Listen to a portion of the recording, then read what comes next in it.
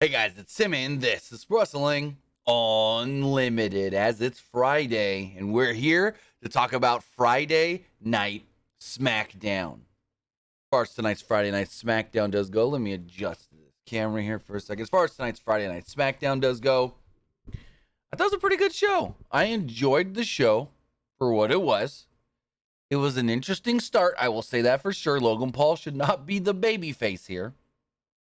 What are they thinking? But we'll get into all of that. As far as the show does go, though, I thought there was a number of good matches and some intriguing segments. Ricochet and Sammy Zane. I mean, that match, how can that match be bad at all? There's a cool segment with Drew McIntyre. The NXT North American Championship match was pretty good. And actual tag teams main evented the show. I'm going to say this right now. Actual tag teams main evented the show. Not just like, oh, it's Roman Reigns and a partner against Drew McIntyre and a partner. No, these were actual tag teams in the main event, and you gotta love to see it. You gotta love to see it. I thoroughly loved it. The match itself was really, really good, and a team that I wasn't expecting to win won. Also, a little shocked that they're doing the tag title match next week instead of at the pay-per-view, which is kind of a weird thing. But overall, I thought it was a pretty good episode of Friday Night Smackdown. But with that, guys, if you are watching live, I do want to say thank you for doing so.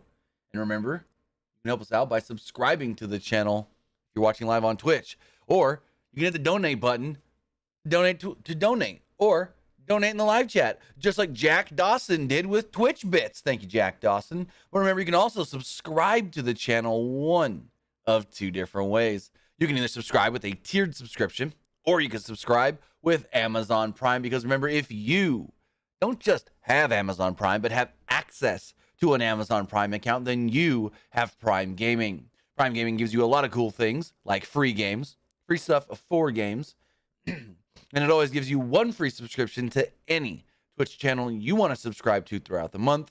And I'd greatly appreciate it if you did right here, Pro Wrestling Unlimited. Also, remember that if you're watching on YouTube, you can help us out over there by hitting that join button below to become a channel member. As a channel member, you get early access to news, early access podcast episodes, early access to non-news videos, and so much more. Also, remember, you can get all that and more directly support us by heading over to patreon.com/PW Unlimited. And finally, head over to the Epic Game Store. Head over to the Epic Game Store and buy something with this code right here. When you're buying something, whether that's a new game like Metal Hellsinger, boy, is that game great. I'm going to stream that later on tonight. Whether you're getting an old game like Grand Theft Auto 5, or you're claiming one of the free games, use the code PW Unlimited at checkout.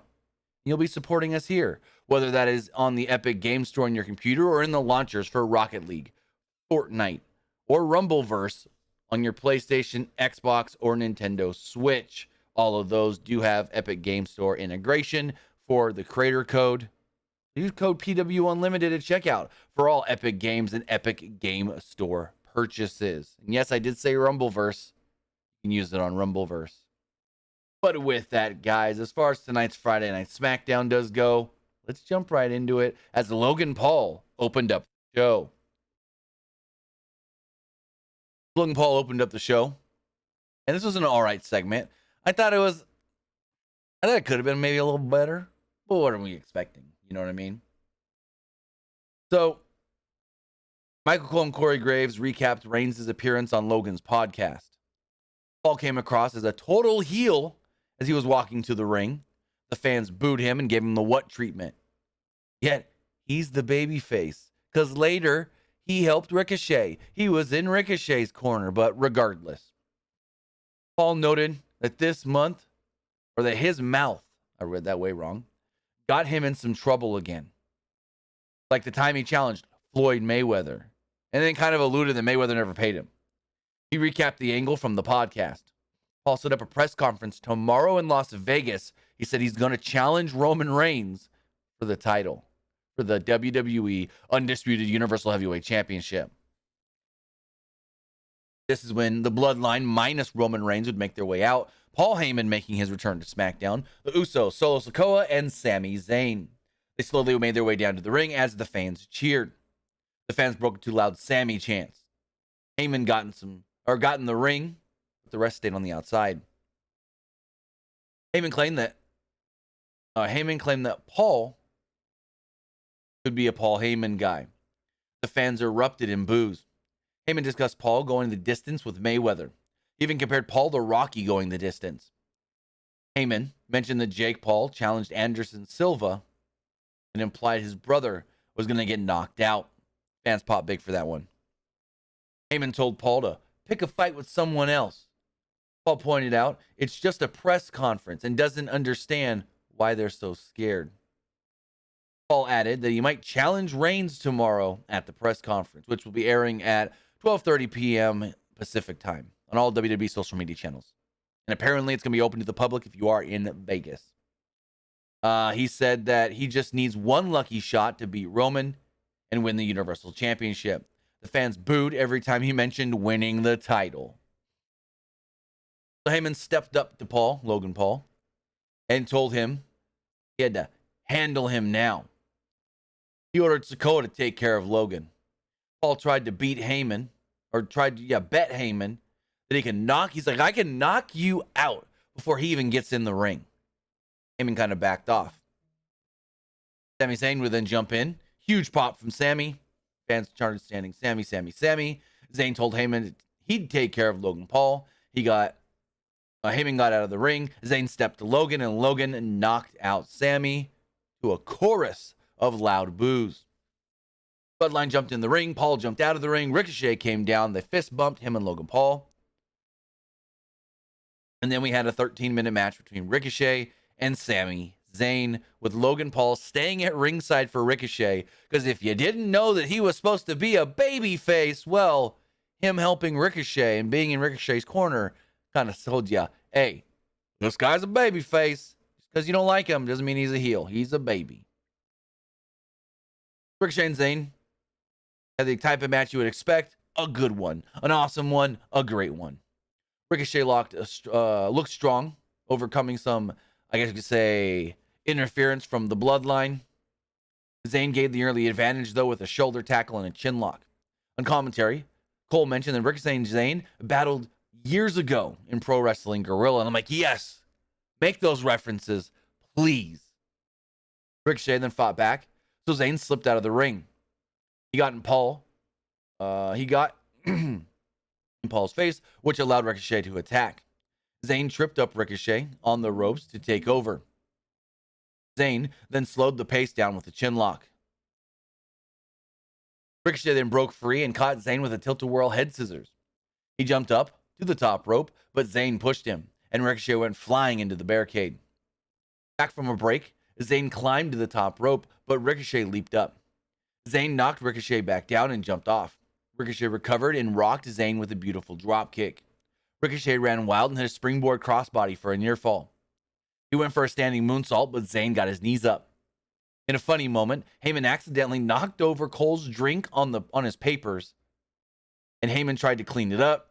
Michael Cole started yelling at him. Corey Graves started yelling at him. It was a whole thing. I don't know if it was supposed to be like part of the thing. I don't know if it was supposed to happen or an accident, but they turned into a happy accident if it was an accident. But regardless, it was pretty funny. In the ring, Ricochet climbed to the top rope, but the Usos caused a distraction. Zayn took advantage and hit the blue thunder bomb, but Paul caused the distraction to stop the pin. Zayn did eventually regain control and had the match won, yet Jay inadvertently distracted the referee, preventing Zayn from winning. Zayn argued with Jay at ringside. Ricochet then hit a huge dive, wiping out all the heels, and then hit a 450 splash on Sammy in the ring to pick up the victory. So Ricochet does defeat Sami Zayn. Afterwards, the Bloodline faced off with Logan Paul and Ricochet. Madcap Moss ran down with a chair to even the odds, and they let us know, hey, later on tonight, we're going to see Madcap again because he's challenging Solo Sikoa for the North American Championship. Aaron Cross and Scarlett were backstage. Cross discussed attacking Drew last week with a cross jacket. The entire promo was done in black and white. It's like the old Wyatt shit, all in red. Then Maximum Male models Max and Maxine Dupree were in the ring. Dupree noted that they're not far from LA. He then introduced the Maximum Male models modeling the back to school line.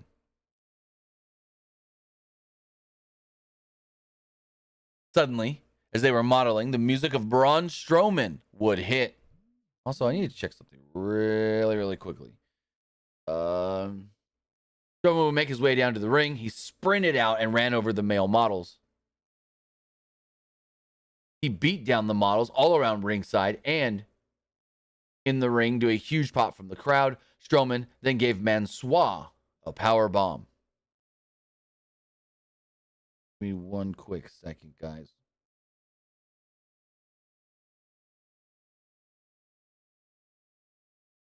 I want to show you something if he posted it. Did my cousin post? Nope, she didn't. My cousin is an Anaheim Ducks cheerleader. And she said that she may have been at the show. It was maybe going to Smackdown tonight because of it. But I don't see her posting anything on Instagram, or she would have posted it. So if she does, I'll show you guys her pictures. Anyways, back to the match. Or the segment, I mean. So Chad Gable will then come out, and his distraction allowed Otis to attack Strowman from behind.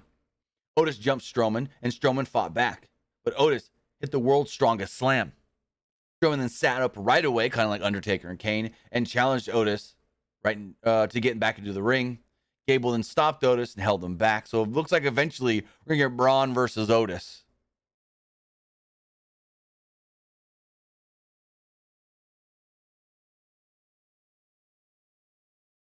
So as we move forward, Damage Control was in the ring. They came out, cut a promo. Bayley, I miss Bayley promos.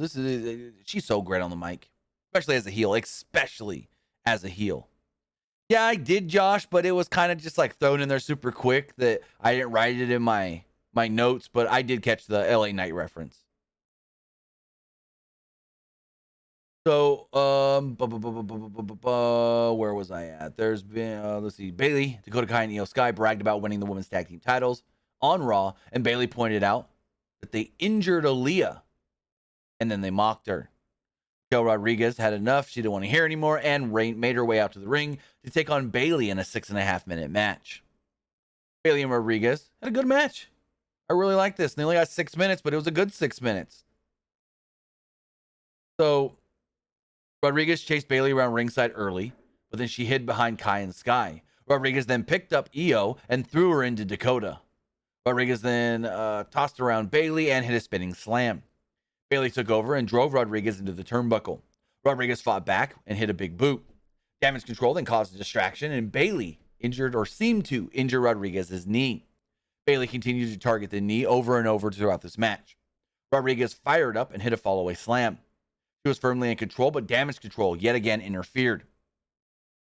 Rodriguez dragged Kai into the ring and hit a twisting elbow on both Kai and Bayley. As the referee tried to get Kai out of the ring, Sky would interfere, allowing Bayley to hit the Rose Plant and pick up the victory. After the match, Damage Control attacked Rodriguez when who would make the save?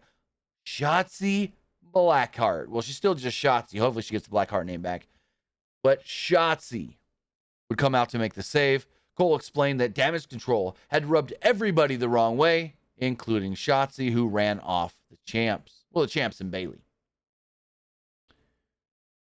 Also, if you guys haven't seen it, check out the interview Baby Huey of In the Click did with Bayley this week. Really, really, really good interview. We'll put that in the link in the chat right now. Talk about a number of things. Bayley's injury, Bayley coming back from injury, Bayley working in California this week, Bayley working in San Jose next week, Bayley working with the San Francisco 49ers, her time training and rehabbing at the Performance Center. It's a whole thing. It's great. Go check it out. I put the link in the chat. Actually, let me do that one more time. Baby Huey. Baby Huey interview with Bailey. Go check that out. Great listen. It's only about 20 minutes or so. Not long, but it's a good listen. A really good listen. So, Kayla Braxton interviewed Ronda Rousey, and they briefly discussed her upcoming match. Rousey got a good reaction from the crowd. Liv Morgan, though, the SmackDown Women's Champion, would interrupt and reminded Rousey that I beat you twice. I'm the only person to ever beat you twice. And I mean, I think that's not, well, in pro wrestling, that's true. But in MMA, has Ronda lost to the same person twice in MMA? Let's see. No, she didn't. Never mind. Nope. She's never lost to the same person twice. She lost 1, 2, 3 judo matches for the Judo Olympics games. And she lost her last 2 MMA fights. One against Holly Holm and one against Amanda Nunes. So yeah, in pro wrestling, MMA, and judo, she's never lost to the same person twice. So as we go forward, Liv Morgan knows the only way to get respect is to beat Rousey a 3rd time. Morgan then says, but our next match is at Extreme Rules. And the way I want to beat you is in an Extreme Rules match. Rousey then basically accepted and said something along the lines of like, oh, be careful what you wish for. She then took off her mic and walked away. Cole and Graves then discussed, well, excuse me, try not to burp there. Corey Graves and Cole tried to discuss the stuff with Karrion Kross and Drew McIntyre, and Drew McIntyre would interrupt. He'd jump up on the announce table and call out Karrion Kross, basically. You figure Kross only shows up when it's convenient for him to jump McIntyre from behind, when McIntyre is least expecting it. But he promised to get revenge on Karrion Kross. So in the gorilla position, we got the Bloodline. And Solo Sikoa's about to make his way out to the ring. Jay's like, let's go. Yeah, you're going to defend that North American Championship. And he's like, Solo is like, Jay, stay back here. I don't need your help tonight. And as he goes to walk off, he goes, Sammy, you coming? And Jay gets pissed when he says, Jay, you stay. Sammy, you coming? I'm like, oh, snap. Oh, snap. They're playing the long game of everybody like Sammy except Jay Uso. Which, I don't know what this long game is going to be. What is the end game here? Of Roman liking Sammy. Jimmy having a special handshake with Sammy. Slip, slap, slip, slap. Solo Sikoa likes Sammy. Paul Heyman even seems not annoyed with Sammy. Kind of fond of him a little. So it's like, are we going to get Jay versus Sammy at some point? But why and when is the big question. That's an interesting one that they're doing. And they're playing the long game here. They're playing the long game, long-term storytelling. Cole and Graves recap Solo Sikoa winning the North American Championship this past Tuesday from Carmelo Hayes. Cincinnati says Solo with new music. If it is, I couldn't tell you that because I didn't even know what his old music sounded like. I didn't know what any of his music sounded like. Like I said, half the time I don't pay attention to entrances, so I don't catch music. So there were times when this match dragged a little bit. I mean, it went almost 11 minutes. But for the most part, I enjoyed it. I thought it was pretty good. Solo Sikoa had the early advantage after he hit a back elbow. He followed up with a diving headbutt and some hard chops. Moss recovered and briefly took over with a shoulder tackle. Zane caused a distraction, allowing Sikoa to regain control. Sikoa then slowed the pace down and hit a belly-to-belly suplex. He followed this up with an Umaga splash in the corner. Moss then briefly fought back, but Sikoa took over yet again. Sikoa went for the splash again, and Moss hit a chop block. Moss ran wild and hit a shoulder tackle in the corner. He then hit a running clothesline, running forearm, and slammed Moss. No. Moss slammed Sikoa down for a near fall. Sikoa recovered and hit a Samoan drop for a 2 of his own. Fans then broke out into an Uso chant. He did watch NXT this week. I don't know what your question is. If you go, didn't you watch NXT? If you talk about the Soul Coa music, like I said, I don't pay attention to entrances most of the time. So if somebody changes their music, I probably won't notice it. If that's what you're referencing to, didn't you watch NXT? I did. I do. I watched it this week.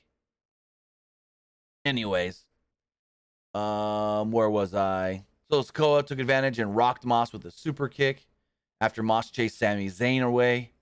He then followed up with the Uranage and picked up the victory to retain the North American Championship. Going forward, Corey Graves and Michael Cole did confirm the press conference for tomorrow in Las Vegas. It'll air live on all WWE social media channels at 12:30 p.m. Pacific, which would be 3:30 Eastern. 12, 1, 2, 3. Yeah, 3:30 Eastern. Then move on to our main event. It was a number one contenders fatal four-way match. This match was completely changed up from what it was supposed to be. It was the New Day, the only team announced last week, still in this match. It was the Brawling Brutes. It was Hit Row, and it was Imperium. Match went almost 19 minutes, and I enjoyed the heck out of it. A super strong main event, and it was actual tag teams fighting for something in a show main event. You gotta love to see it. So I did notice that during the New Day's entrance, Michael Cole stated that Eric of the Viking Raiders actually suffered a foot injury during the Viking rules match. Because I kept asking, why aren't the Viking Raiders in this match? Why is it New Day, not the Viking Raiders? And that's what it was. Eric suffered a foot injury.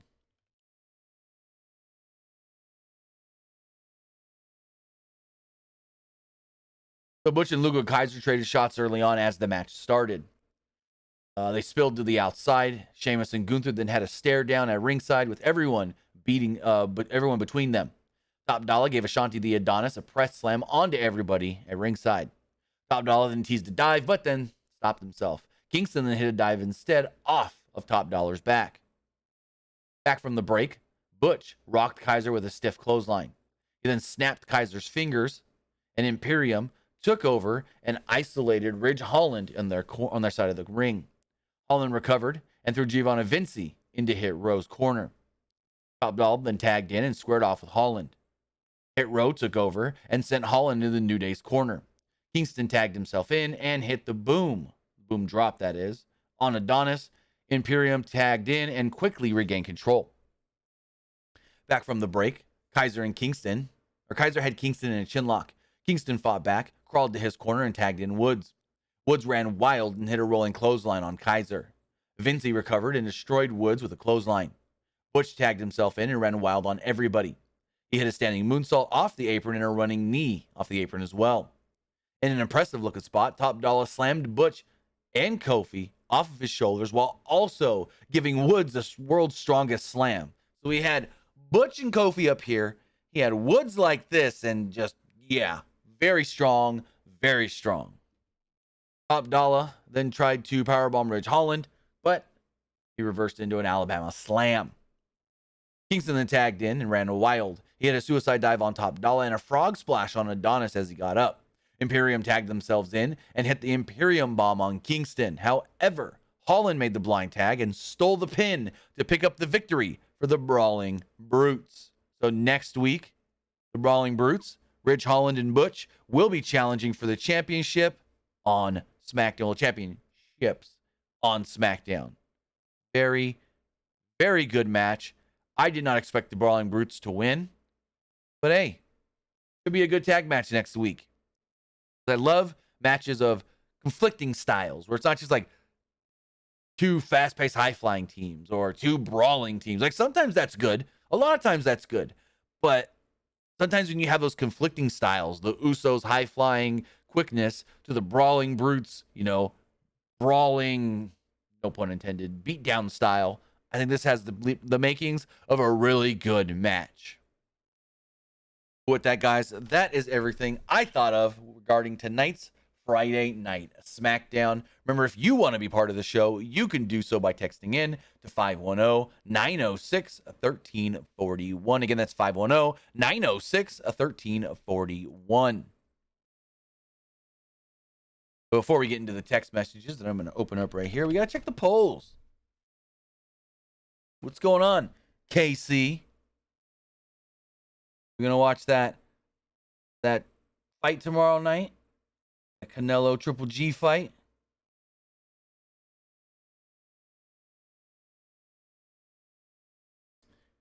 As far as the polls do go, yep. We also got to talk about this move, too. Like, when we going to move my shit. Anyways, I got to finish packing. As far as the Twitch poll does go, 83% liked the show. 17% thought it was just all right. As far as the Twitter poll does go, 92% liked the show, with 7% saying it was just all right. Well, it was 92.1 and 7.9%.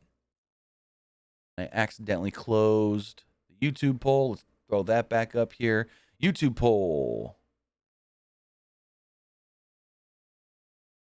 Open this, refresh it. 74% liked Smackdown, 21% thought it was just all right, and 6% did not like the show. He says, you get a haircut? I haven't got a haircut in like a month and a half or a month or so.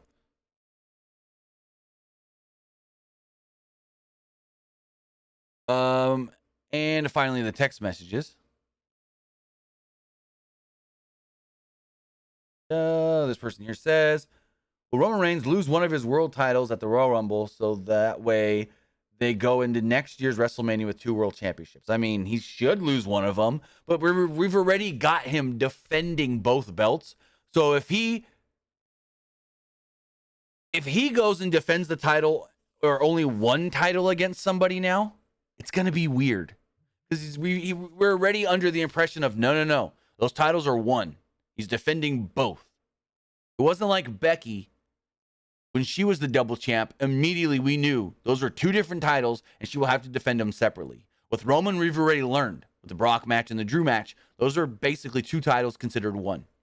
So that's why it's going to be interesting for me to see how they go about either splitting them or creating something new. I don't know. There is a rumor of they just create a new belt that is called the Undisputed WWE Championship and then the WWE World Heavyweight Championship. And then Roman just has the Undisputed and then somehow they bring in the World. That's what I've heard. Thank you, Casey, for the subscription. Really do appreciate that. This person here says, important stuff on AEW tonight. Oh, you mean Jericho getting a title shot against Claudio after he fucking lost this week? After he lost a number 1 contenders match for another title? Yeah, that's some stupid ass booking. Don't get me started on that one. Next week on AEW Dynamite Grand Slam, 3 title matches will consist of 3 previous losers. Tag team titles will be on the line when Swerve and Our Glory defend against the Acclaimed. Oh, what's the last match the Acclaimed had? Oh, a loss to the tag champs at the pay-per-view. Jericho is challenging for the ROH world title against Claudio. What was the last match Jericho had? Oh, he lost to Danielson in a number 1 contenders match for the AEW title. And finally, there's a 4-way for the women's belt, and Athena is in that match. And what was her last match? Losing in a tag match on Dynamite. You don't have people lose just to give them a title shot. It diminishes the titles. You already got way too many as it is, AEW and Tony Khan.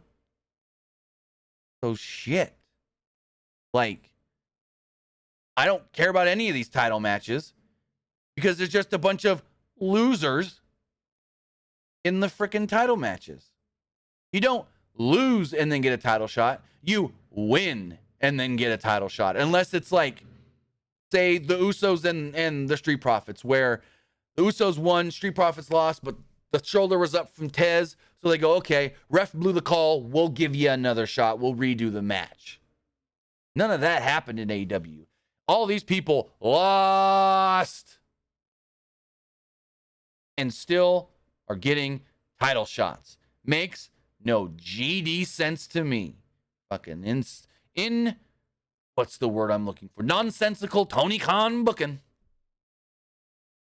And this person says, I thought the diamond ring that MJF has was supposed to be something that was defended. Or am I wrong? Because they literally haven't done anything with it for 2. No, it's just they have the ring. They do a battle royal for the ring, and then MJF holds the ring because he's the only person that's ever had it.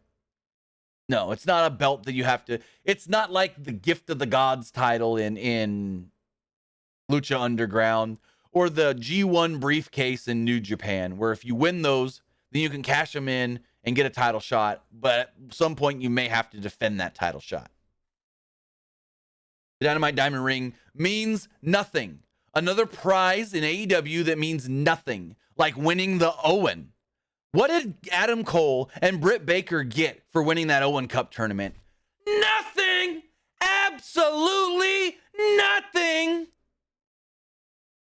I mean, Adam Cole got put into a IWGP Heavyweight Championship 4-way, yeah, at Forbidden Door.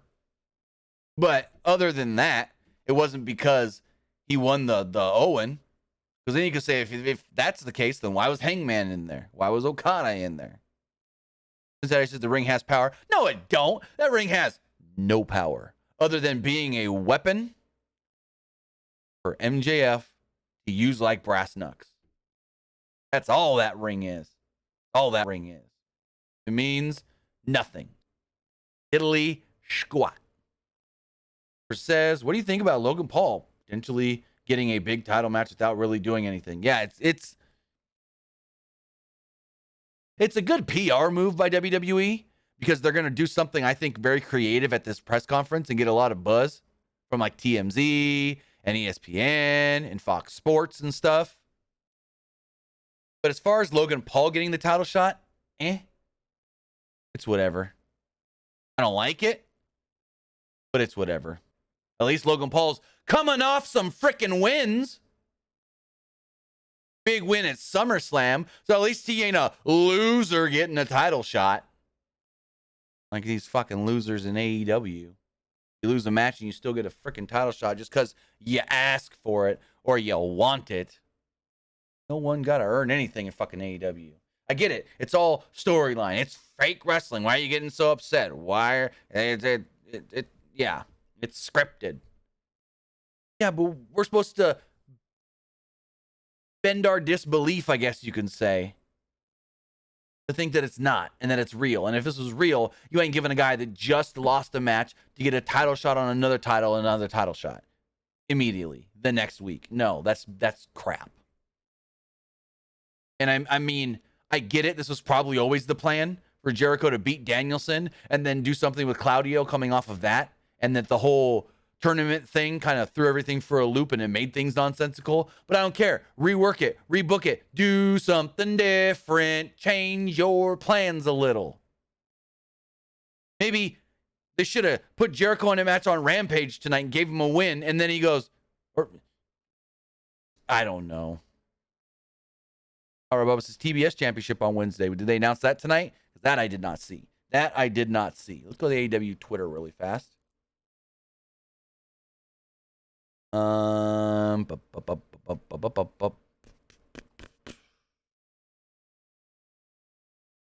got nothing on their Twitter about it. But let's see if anybody's tweeted about it. Oh, snap. Eddie versus Sammy next week on Rampage. That's big. That's big. That means they've gotten over their differences and are willing to work together. That's big. That's actually really big.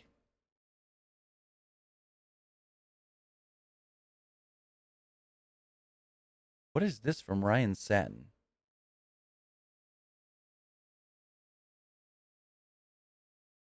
He posted a video from Smackdown, like he was there live in Anaheim. And it looks like basically when Bray Wyatt was about to come out with everyone on their cell phones for the Fireflies, but he said, White Rabbit. I don't know what that's supposed to mean. I could show you guys. Give me 1 second. I'll pull it up. This is interesting. Whoops.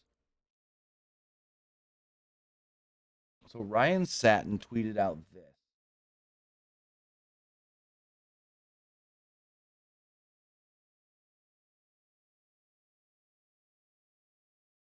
I don't have any audio for it though because I have everything muted. It'll take too long to just flip it over, but I don't. So he posts this, and then he posted, "I'm really intrigued by this. Can't recall something happening like this during a break in the past. Maybe I'm looking too much into it, but I don't understand what it's supposed to be for. He didn't really give any more context. Hold on. I want to see if there is any audio to it. Give me 1 second, guys. We're gonna see if there's any audio to this."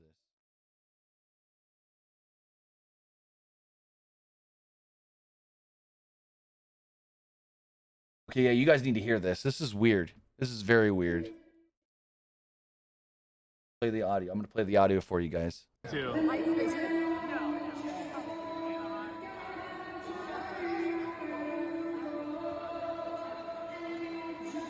Me too. Yeah, I have no clue what that could be. I'm gonna retweet it though. Say, what the heck is this? That's interesting. I don't know what. I mean, it gives me Bray Wyatt vibes, but he put white rabbit eyeball emojis, and then he put, "I'm really intrigued by this. Can't recall something happening like this during a break in the past. Maybe I'm looking too much into it." Huh. I don't know what that could be though. That's very interesting. Very, very interesting. Also, I don't see anything about this TBS Championship match. Oh, here we go. Diamante. Oh, no one cares about that. It's Diamante. Another win for frickin' Jade. And it's on Rampage, not Wednesday. I mean, technically it'll be filmed on Wednesday, but it's not on Wednesday. So apparently, Bangs, that was during a commercial break, according to Satin's tweet. He said, "I can't recall something like this happening during a break before." Very interesting. But with that, guys, we are going to wrap everything up. I do want to say thank you if you are watching live, twitch.tv/PW Unlimited, or if you're watching or listening later, whether that's youtube.com/Pro Wrestling Unlimited, or podcast services all around the globe like Stitcher, Spotify, Google Pod, Apple Pod, Anchor, iHeartRadio, and so much more. I will be live a little bit later, twitch.tv/TimmyBuddy. I'm going to play some Metal Hellsinger. If you guys haven't seen that game, holy crap, that game is awesome. That game is super fun. I'm going to stream some of that, and then we're going to stream some Fortnite because the season's almost over, and it'll be the last day before the season ends that I'll actually be able to play. So we'll do some Metal Hellsinger, and we'll do some Fortnite a little bit later tonight. I got to do a couple more things as far as packing does go. I'm going to take apart my son's bed and his foosball table and finish packing up some stuff in his room. So in about an hour and a half or so, I should be live, twitch.tv/TimmyBuddy. With that, guys, have a great rest of your night. Have a great weekend. I'll see you next time. Have a good one, guys. Oh, yeah, also, Noah Gragson got a 6th win of the year tonight in the Xfinity race. 3rd win in a row, like 3 weeks in a row. Noah Gragson. Oh, yeah, let's go. Noah Gragson win that championship before he moves to the Cup next year. Let's freaking go.